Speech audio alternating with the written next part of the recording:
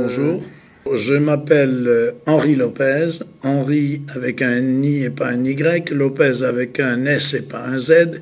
Je suis actuellement ambassadeur de mon pays, le Congo, en France, et président en exercice du conseil d'administration de l'UNITAR depuis 2 ou 3 ans. Et par ailleurs, je suis un écrivain. J'écris des romans. Et à côté de ce travail de diplomate, je n'abandonne pas cet autre aspect de ma vie, disons j'ai une double vie au moins.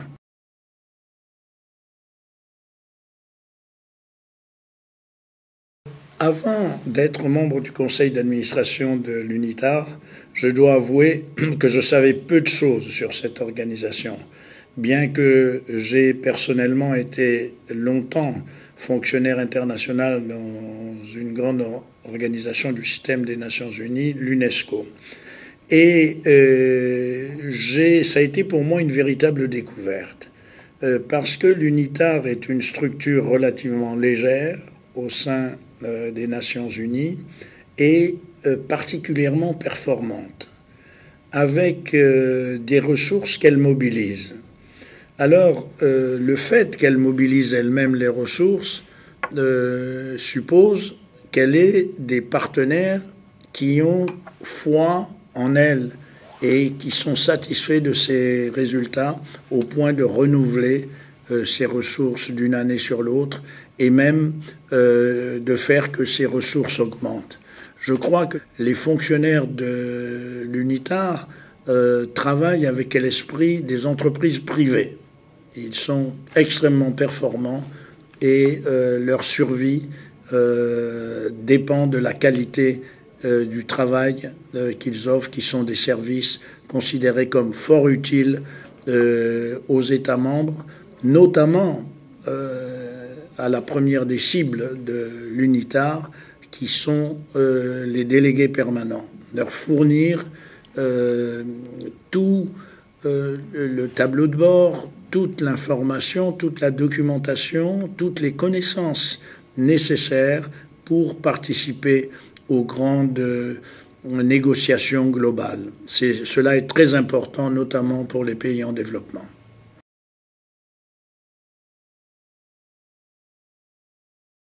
C'est la raison d'être des sessions du conseil d'administration. Tout l'ordre du jour des conseils d'administration consiste justement à voir, à évaluer la qualité du travail de l'unitaire et à, si le mot n'est pas trop prétentieux, à l'améliorer.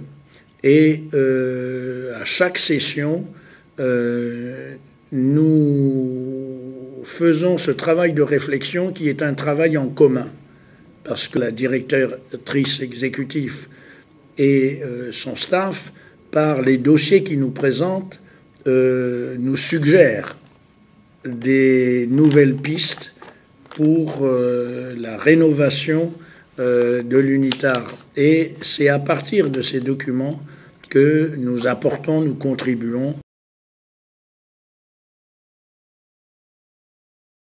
Il est certain que je ne suis pas compétent dans tous les domaines, mais je dois dire que l'UNITAR, avec les 2 directeurs exécutifs que j'ai connus, nous aide, nous-mêmes membres du conseil d'administration, non simplement à faire bénéficier le conseil de notre expérience, mais surtout d'enrichir notre expérience. Et les questions qui nous sont posées par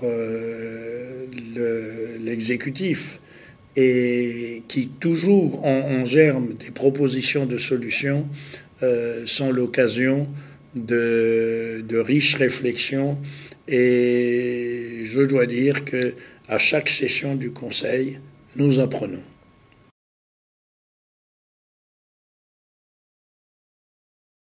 J'en ai plusieurs. Disons que je pense que quand on est on a appartenu à la famille des Nations Unies. On a toujours une passion, c'est l'évolution de l'humanité. C'est ce qu'on pourrait appeler l'humanisme, si ce mot n'est pas dévalué. Et ma principale passion, c'est évidemment la littérature. Mais être écrivain, c'est être attentif à beaucoup de choses. C'est être attentif, bien sûr, à toute la vie artistique, non pas simplement de son pays, mais du monde. Donc être ouvert au reste de la société et des sociétés. Et c'est aussi être ouvert aux hommes, à l'être humain. On peut reprendre la formule de Terence, je suis homme et rien de ce qui est humain ne m'est étranger. J'ai l'habitude de dire que j'ai trois identités. Une identité originelle, nationale, pour quelqu'un qui appartient à un pays anciennement colonisé, c'est important, c'est le fondement de notre identité. Mais si on n'en reste que là, on peut être victime de préjugés. Et il faut donc dépasser cette identité originelle et nationale par une identité internationale. C'est ma deuxième identité qui fait que vous pouvez être plus proche de moi que certains membres de mon pays, de ma communauté ou de ma famille. Et puis, il y a une troisième identité qui est importante, c'est l'identité personnelle, individuelle.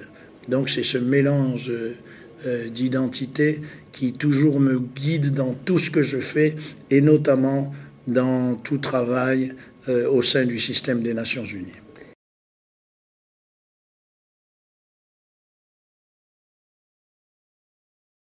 Des projets, j'en ai beaucoup. J'en ai dans le cadre de mon travail, j'en ai dans le cadre de ma création littéraire. Et je crois que la vie, c'est ça. Avoir toujours des projets.